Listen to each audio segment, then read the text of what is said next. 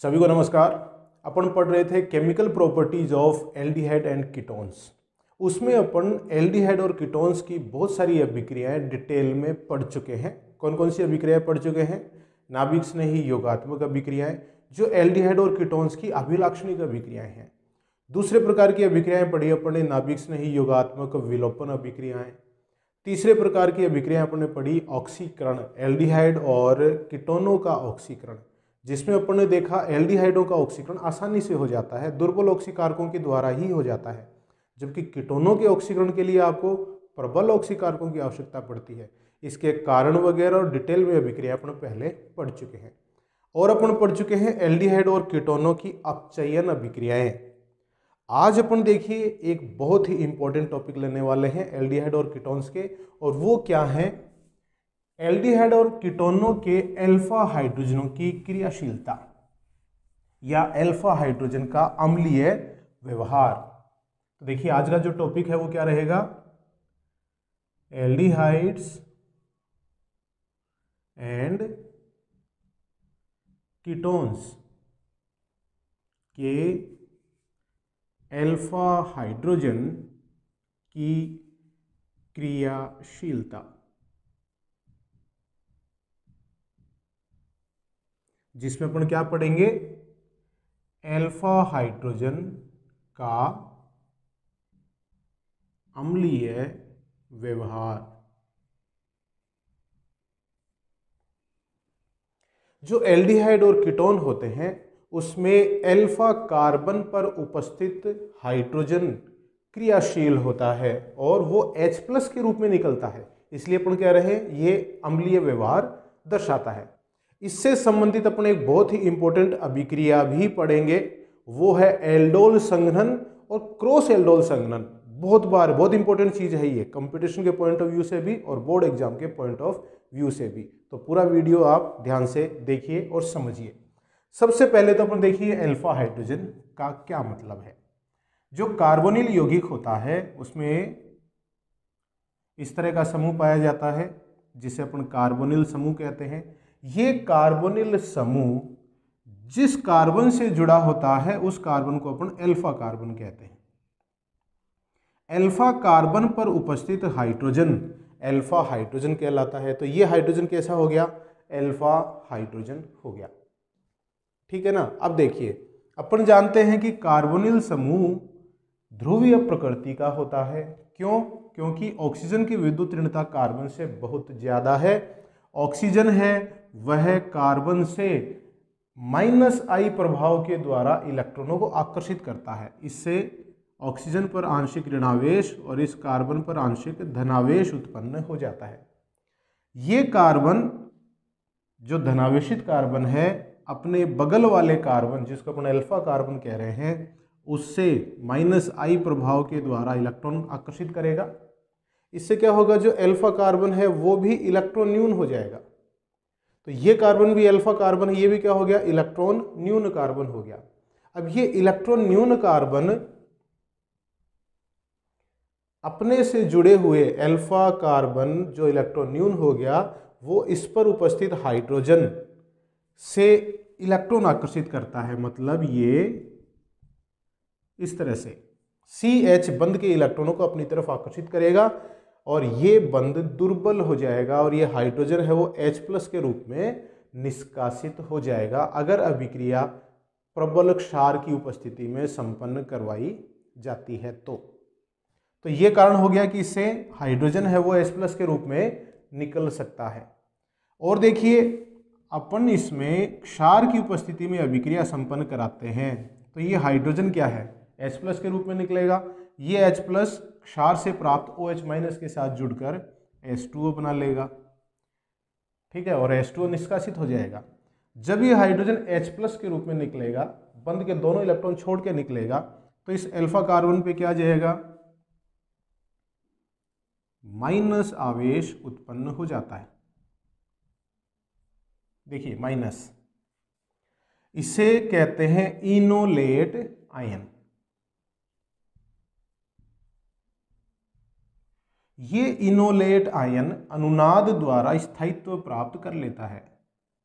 ये इलेक्ट्रॉन इधर गए, ये इलेक्ट्रॉन इधर गए, अनुनादी संरचनाएं बनेंगी, डबल बॉन्ड CO माइनस। तो ये इनोलेट आयन की दो अनुनादी संरचनाएं हैं। इनोलेट आयन अनुनाद द्वारा स्थायित्व प्राप्त कर लेता है। अपन जानते हैं किसी भी अभिक्रिया में या किसी भी पद में बनने वाला उत्पाद जितना ज़्यादा स्थायी होगा वह उतना ज़्यादा होगा। तो यहाँ इनोलेट आयन अनुनाद द्वारा स्थायित्व प्राप्त कर लेता है, इसका मतलब इनोलेट आयन ज़्यादा बनेगा। इनोलेट आयन ज़्यादा कैसे बनता है? जो अल्फा कार्बन और अल्फा हाइड्रोजन है उसके मध्य जो बंध है वो बंध अगर टूटे, ये H है वो अल्फा हाइड्रोजन है वो H+ के रूप में निकले तो ही तो इनोलेट आयन बनता है। तो इनोलेट आयन ज़्यादा स्थायी है मतलब ज़्यादा बनेगा, मतलब एल्डिहाइड या कीटोन के अल्फा कार्बन पर उपस्थित हाइड्रोजन है वो H+ के रूप में ज़्यादा निकलेगा। H+ के रूप में निकलेगा तो इसका व्यवहार कैसा हो गया? अम्लीय व्यवहार हो गया। तो एल्डिहाइड और कीटोनों में जो अल्फा हाइड्रोजन है उसके अम्लीय व्यवहार के पीछे दो कारण हैं। अल्फा हाइड्रोजन का अम्लीय व्यवहार दो कारणों से है। कारण देखिए क्या है, मैं कारण लिख रहा हूं यहां पे। फर्स्ट, -I प्रभाव किसका? CO समूह का। तो कार्बोनिल समूह का -I प्रभाव पहला, और दूसरा इनोलेट आयन का स्थायित्व। तो ये दो कारण हैं जो एल्डिहाइड और कीटोनों में अल्फा कार्बन पर उपस्थित अल्फा हाइड्रोजन को अम्लीय व्यवहार करने पे मजबूर करते हैं, मतलब ये अम्लीय व्यवहार के लिए उत्तरदायी कारण है। ठीक है, अब देखिए इससे संबंधित जो अम्लीय व्यवहार है अल्फा हाइड्रोजन का, इससे संबंधित एक बहुत ही इंपॉर्टेंट अभिक्रिया है एल्डोल संघनन और क्रॉस एल्डोल संघनन। वो अपन डिटेल में पढ़ेंगे। ये चीज़ तो आपके समझ में आ गया ना, बहुत इंपॉर्टेंट चीज़ है ये। ठीक है, अब देखिए इसमें एल्डोल संघनन बहुत बार एग्जाम में पूछा गया है, बीच बीच में से भी क्वेश्चन बनते हैं इसमें कि एल्डोल संघनन किसके द्वारा होगा, किसके द्वारा नहीं होगा।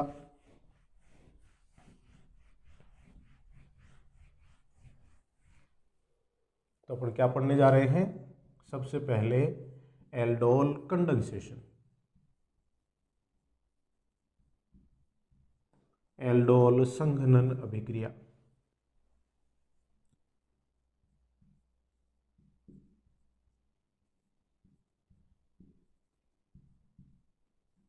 एल्डोल संघनन, एल्डोल संघनन उन्हीं एल्डिहाइड और कीटोनों के द्वारा दर्शाए जाते हैं जिनमें अल्फा हाइड्रोजन होता है।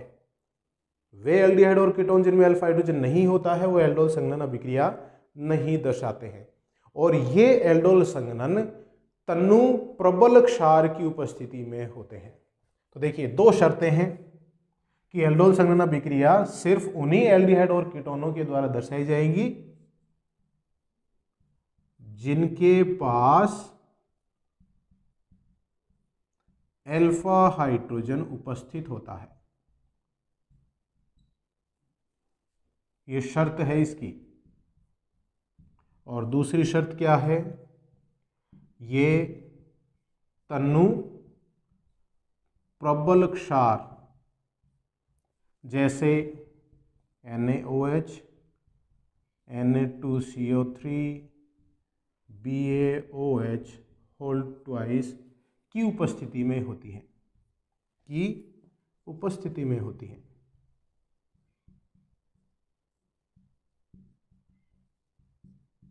मतलब तनु क्षार की उपस्थिति में ये अभिक्रियाएं संपन्न होती हैं। तो ये दो नियम होंगे, दो कंडीशन लागू होंगी तो ही एल्डोल संघनन होगा, नहीं तो एल्डोल संघनन नहीं होगा।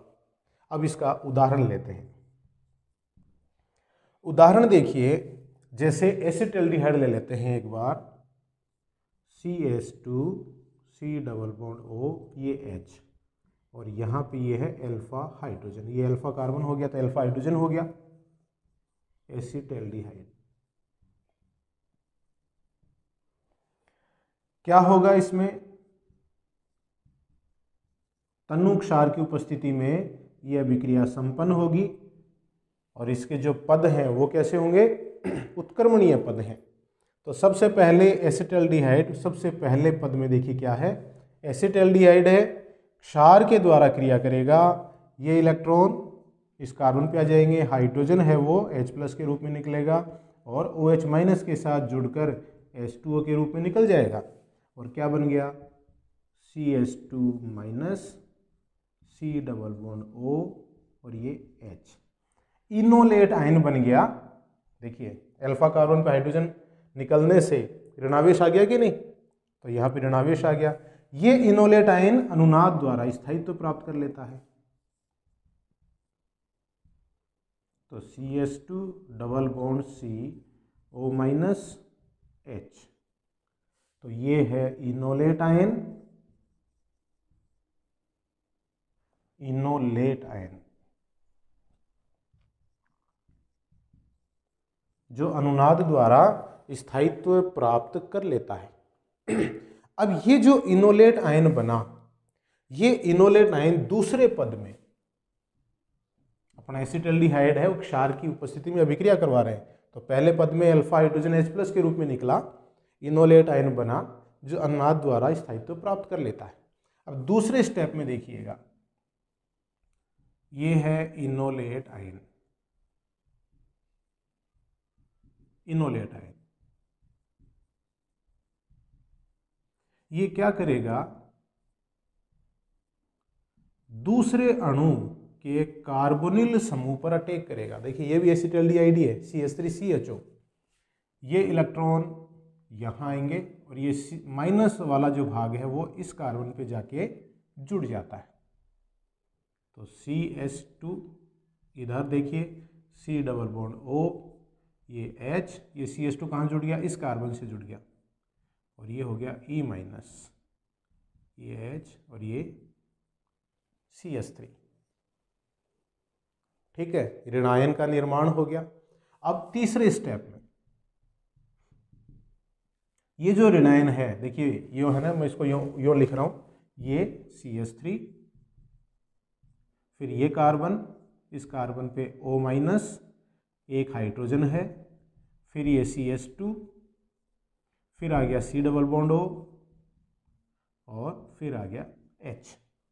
ये जल में से प्रोटॉन ग्रहण करेगा, H+ ग्रहण करता है, तो जल से इसकी क्रिया होगी और इसमें से H+ तो इसने ले लिया और OH- निकल गया, ये भी उत्क्रमणीय अभिक्रिया है, ठीक है, सारे स्टेप इसके उत्क्रमणीय हैं। अब देखिए यहां H+ जुड़ गया तो क्या बन गया, CH3 CH, ये OH, CH2 C double bond O H, CH3 CH, ये OH हो गया, ये CH2 C double bond O H, इस तरह का ये अणु बन गया।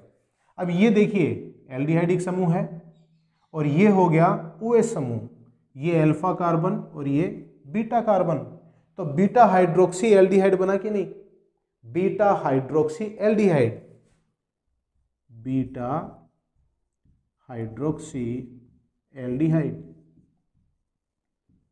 अब इसमें दो भाग हैं, दो क्रियात्मक समूह हैं, एल्डिहाइड भी है और एल्कोहल भी है, तो एल्डिहाइड से तो आया ALD और एल्कोहल से आया OL, दोनों को मिलाने से बनता है एल्डोल।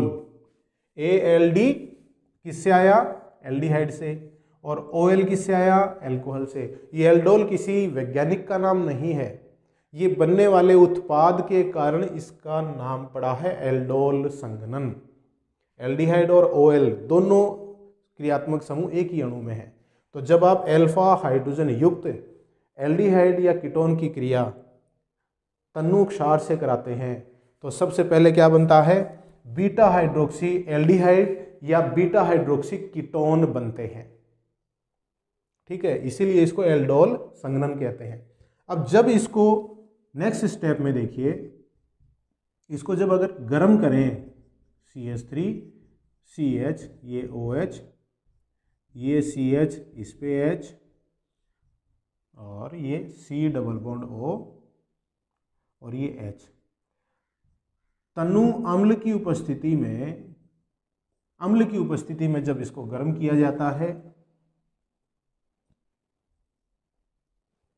तो अल्फा कार्बन पर उपस्थित हाइड्रोजन और बीटा कार्बन पर उपस्थित हाइड्रोक्सी समूह H2O के रूप में निकल जाएंगे, -H2O, और अल्फा और बीटा कार्बन के बीच डबल बॉन्ड उत्पन्न हो जाएगा। तो क्या बनेगा? CH3 CH double bond CH CHO, ये उत्पाद प्राप्त हो गया। ये अल्फा बीटा, अल्फा और ये बीटा, तो क्या कहलाएगा? अल्फा बीटा अनसैचुरेटेड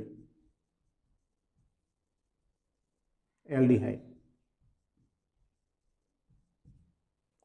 तो बीटा हाइड्रोक्सी एल्डिहाइड को जब अपन गर्म करते हैं अम्ल की उपस्थिति में, तो अल्फा कार्बन से हाइड्रोजन, बीटा कार्बन से OH निष्कासित हो जाएंगे जल के अणु के रूप में, और अल्फा बीटा असंतृप्त एल्डिहाइड बनता है। और यहाँ पे अगर कीटोन होता तो अल्फा बीटा असंतृप्त कीटोन बनता। अब यहाँ देखिए सिंपल सा है, CH3CH double bond CH CHO, ये है। इसको अगर मैं एक ही स्टेप में लिखूं तो देखिए एक स्टेप में कैसे लिखेंगे, मैं यहां से इसको हटा दूं। उत्पाद देखिए क्या है, CH3CH डबल बॉन्ड, फिर CH CHO, है ना। एक ही स्टेप में अगर मैं इसको लिखना चाहूं तो ये डबल बॉन्ड ही तो उत्पन्न हुआ है। CH3CH डबल बॉन्ड O, ये एक एसिटल्डिहाइड का अणु है, और ये CH3CHO ये एसिटल्डिहाइड का दूसरा अणु है।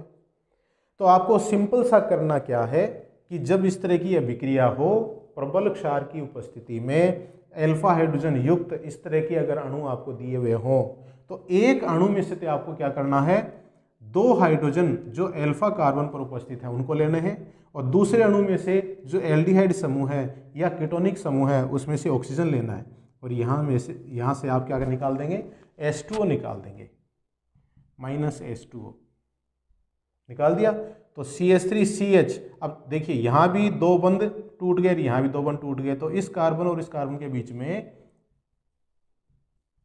डबल बॉन्ड बन गया। ये हो गया अल्फा बीटा असंतृप्त एल्डिहाइड। ये अल्फा है, ये बीटा है, अल्फा बीटा असंतृप्त एल्डिहाइड। अगर किसी अणु में मान लो अल्फा कार्बन पे 2 हाइड्रोजन है ही नहीं, सिर्फ एक ही हाइड्रोजन है, तो अभिक्रिया कहाँ तक जाके रुक जाएगी, बीटा हाइड्रोक्सी एल्डिहाइड या कीटोन तक रुक जाएगी, आगे जल का अणु निष्कासित नहीं होगा। देखिए जैसे अपन इस तरह का एग्जाम्पल लें, अगर मान लो यूं दिया हुआ हो,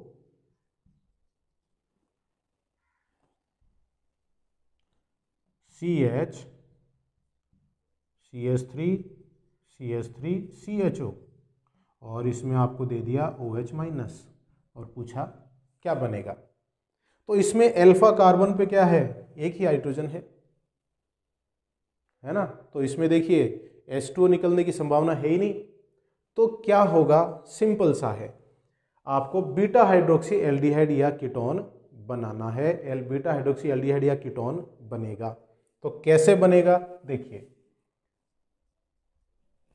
CHO ये वाला भाग है, ये अल्फा कार्बन, इस पे 2 CH3 हैं, 2 CH3 है कि नहीं, देखिए 2 CH3 हैं। अब इसका जो एक हाइड्रोजन है वो काम में आ गया, तो ये अल्फा कार्बन किससे जुड़ेगा, दूसरे अणु के कार्बोनिल समूह से जुड़ेगा, जो कि किस में परिवर्तित हो गया, OH में। ये दूसरे अणु का कार्बन आ गया, ये तो एक अणु हो ही गया, इसका अल्फा हाइड्रोजन काम में आ गया। अब दूसरा अणु देखिए ये, जिसका CHO भाग किस में परिवर्तित हो गया, OH वाले में, और इससे जो कार्बन जुड़ा है उससे इस तरह से 2 CH3 जुड़े हुए हैं। तो ये अल्फा और ये बीटा, बीटा हाइड्रोक्सी एल्डिहाइड का निर्माण होकर रह जाएगा। इस तरह से ये उत्पाद बनेगा अगर एक ही अल्फा हाइड्रोजन है तो। ठीक है, अब और उदाहरण लें, जैसे कीटोन ले लें, इसको हटा दूं मैं, यहां लिख लेते हैं। अगर यही अभिक्रिया कीटोनों के साथ हो तो ये कैसे होगी?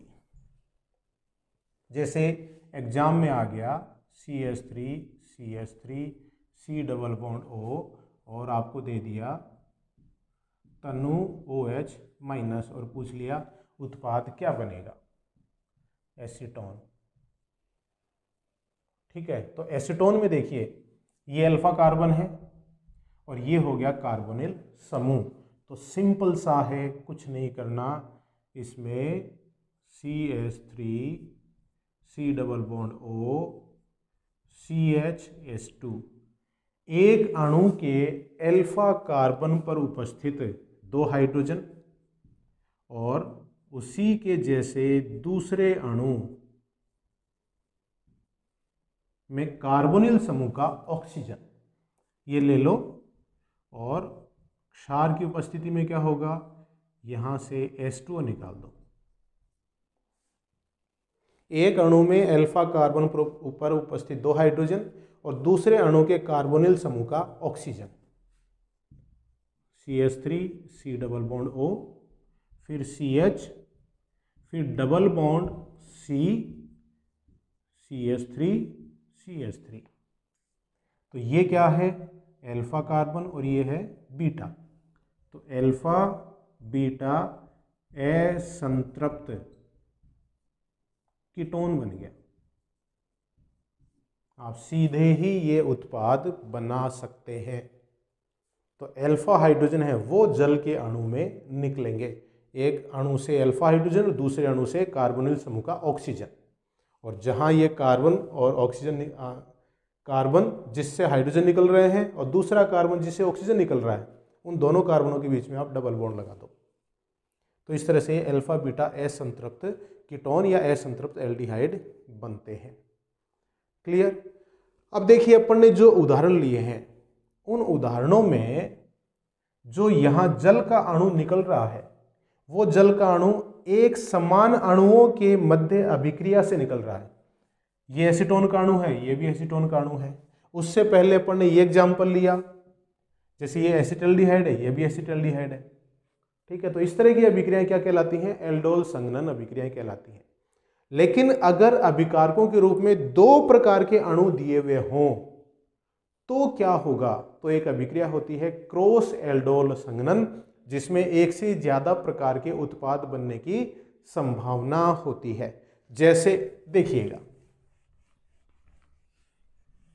अपन अब क्या पढ़ेंगे, क्रॉस एल्डोल संघनन, जो एल्डोल संघनन की जैसा ही है लेकिन उसमें अभिकारक एक से ज्यादा प्रकार के हैं जिनमें अल्फा हाइड्रोजन पाया जाता है। तो नेक्स्ट अपनी जो रिएक्शन है वो है cross aldol condensation, cross aldol संघनन अभिक्रिया। उदाहरण के तौर पे जैसे देखिएगा CH3CHO plus CH3 double bond O और आपको दे दिया ये, और पूछा क्या बनेगा। अभिकारक 2 प्रकार के हो गए। अब एक है एसिटल्डिहाइड और दूसरा है एसीटोन, दोनों में अल्फा हाइड्रोजन पाया जाता है। ठीक है, तो कई प्रकार के उत्पाद बनेंगे। फर्स्ट, एसिटल्डिहाइड की एसिटल्डिहाइड से क्रिया हो, दूसरा एसीटोन की एसीटोन से क्रिया हो। ठीक है, तीसरी संभावना क्या है, एसिटल्डिहाइड के अल्फा हाइड्रोजन और एसीटोन के ऑक्सीजन H2O के रूप में निकले, और चौथी संभावना क्या है, एसीटोन के अल्फा हाइड्रोजन और एसिटल्डिहाइड का ऑक्सीजन है वो जल के रूप में निकले। तो ये 4 संभावनाएं हो गई। तो 4 प्रकार के उत्पाद बनेंगे। एक एक करके अपन लेते हैं, देखिए कैसे। C double bond O H CH2 plus O CH CH3, मतलब दोनों ही अणु अपन ने किसके लिए हैं, एसिटाल्डिहाइड और एसिटाल्डिहाइड। ये अल्फा हाइड्रोजन हो गया, ये ऑक्सीजन हो गया, और यहाँ से अपन ने क्या निकाला, H2 निकाल दिया, और उत्पाद क्या बना, ये CHO वाला भाग है ही,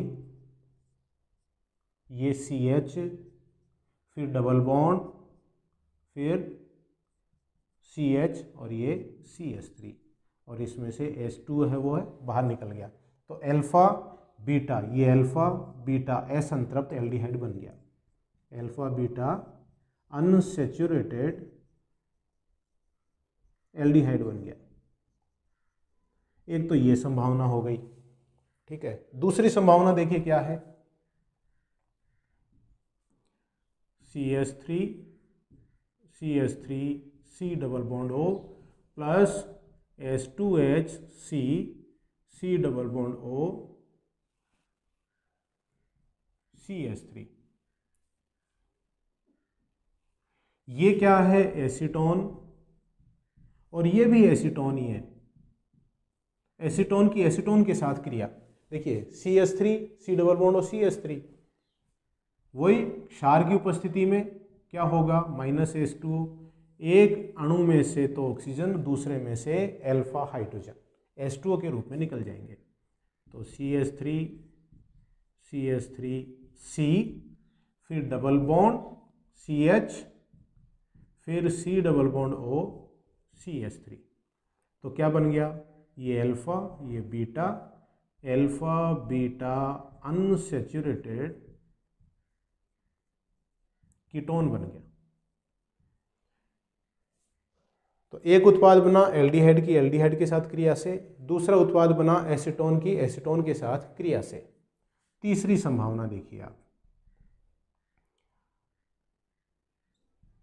CH3 CH3 double bond O plus H2 CH CHO, क्या कर रहे हैं अपन, एसीटोन है उसका तो ऑक्सीजन लेंगे, और जो एसिटाल्डिहाइड है उसके 2 अल्फा हाइड्रोजन काम में आएंगे,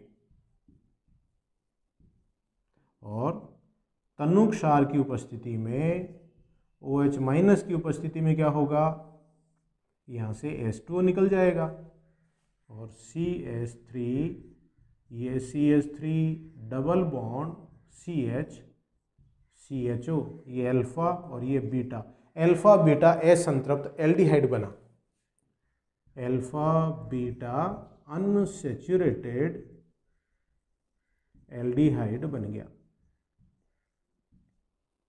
ये तीसरी संभावना है इसकी, एल्डिहाइड है उससे तो हाइड्रोजन लिए, और जो कीटोन है उसका ऑक्सीजन।